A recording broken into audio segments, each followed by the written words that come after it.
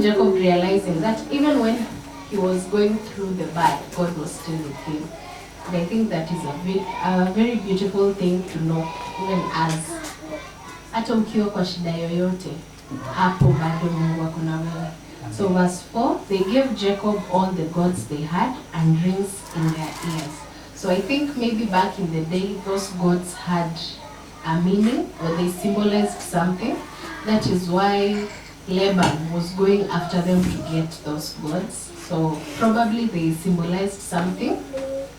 Ama ilikuwa miungu yao ya kuabudu, so that's why Jacob wanted them to give them away. So verse 5, God protected them on their way. You remember they were afraid in chapter 34. They were afraid after the sons of Jacob had killed the men, Shechem and his father. After they were circumcised and they were not healed, they plotted to kill them, and they killed the men and stole their wives and children, and still in this mess that they have created for themselves. God is still protecting them on their way. How good is our God? Oh yeah, sure. I don't think kuna mwanadamu anaweza kupea this many chances. You've fallen short, and that person still takes good care of you. Yes, so verse 6 through 7, Jacob returned to Bethel. Verse 8, we've seen Deborah, Rebecca's nurse, died. And I don't know if there's another Deborah in the Bible. Huh?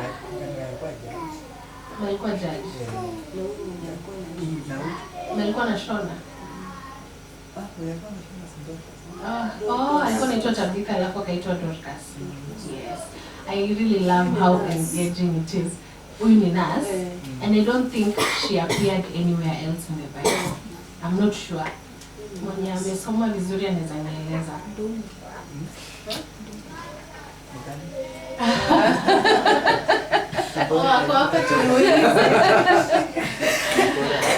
Yes, I really love when Bible study is engaging. So verse 9 through 10, God appears to Jacob and blesses him and changes his name to Israel. So you remember when Jacob fought with an angel at night, alafu akamguza hip, and his hip dislocated kidogo. Do you remember that time Jacob said, "Sitakuachilia hadi nibariki"? And that is the time his name was changed from Jacob to Israel.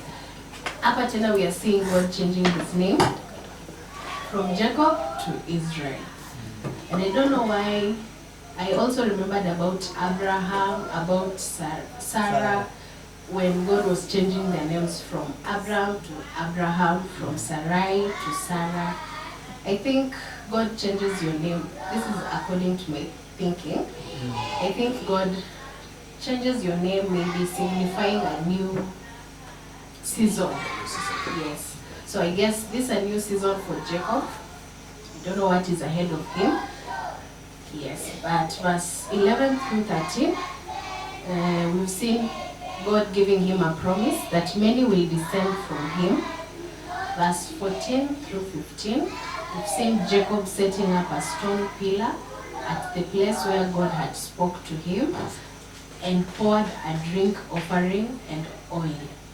Again, this is a call to all of us.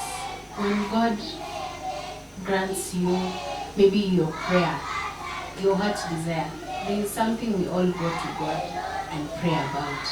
So this is a reminder that whenever we pray and ask God to do something for us and He answers us, it is a reminder that we are supposed to come back and give thanks. Yes? We've seen Jacob, through reading from verse 30, we've seen Jacob giving thanks even before these blessings have come to fulfillment.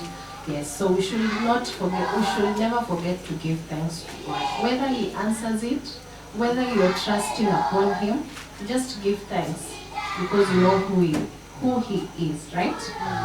Yes, so we are going to read the death of Rachel and Isaac, another sad part of this chapter.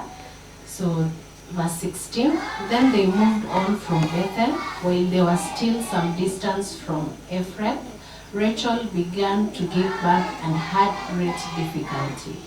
And as she was having great difficulty in childbirth, the midwife said to her, "Don't despair, for you have another son."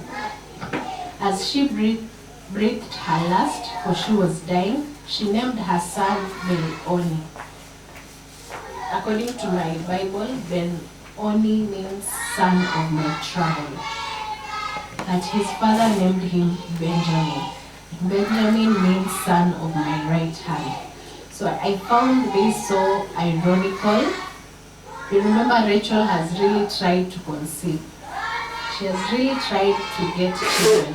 Even at some point walikuwa wanashindana na the sister Leah. Leah anasema, "Me, I have many kids than you. I have more kids than you." And at time, Rachel really felt bad. And you remember Jacob loved Rachel. So we are seeing Rachel dying as she was giving birth to another child. You remember she has her own child and she has children through her servant. Yes? Nani anakumbuka mtoto wa Rachel anaitwa nani? Sio huyu wa sai, the other one, the other son that he has anaitwa nani? You forgot, anaitwa Joseph. Okay? Rachel alikuwa na, so when she was not able to conceive, alipea Jacob the servant, and the servant got 2 sons. But we also saw Rachel getting another child before this. She had a son. You remember? Yes. The son was Joseph. That was the only son Rachel got. And now she's getting another son after trying to get children. Now amepata mwingine and she has breathed her last. But we are told kazi ya Mungu haina nini? Makosa. God had plans. And in everything we give thanks. So she has gotten another son. And as she was dying, she decided to call the son Ben-Oni, which means son of my trouble. But the father Jacob has named him Benjamin, which means son of my right hand. So verse 19, so Rachel died and was buried on the way to Ephrath, that is Bethlehem. Over her tomb Jacob set up a pillar, and to this day that pillar marks Rachel's tomb. Verse 21, Israel moved on again and pitched his tent beyond Midgad Eder. While Israel was living in that region, Reuben went in and slept with his father's concubine Bilhah, and Israel heard of it. So Israel is Jacob, right? So when we read of Israel, I hope mnajua ni Jacob. Yes. So after Rachel died, we've seen them setting up a pillar over her tomb and marking it up, and we are told till this day that pillar marks Rachel's tomb. They moved on and built a tent, and we've seen Reuben. Reuben is the first child of Jacob through Leah. Yes, so we've seen Reuben sleeping with his father's concubine Bilhah. Bilhah was a servant of Leah. Yes?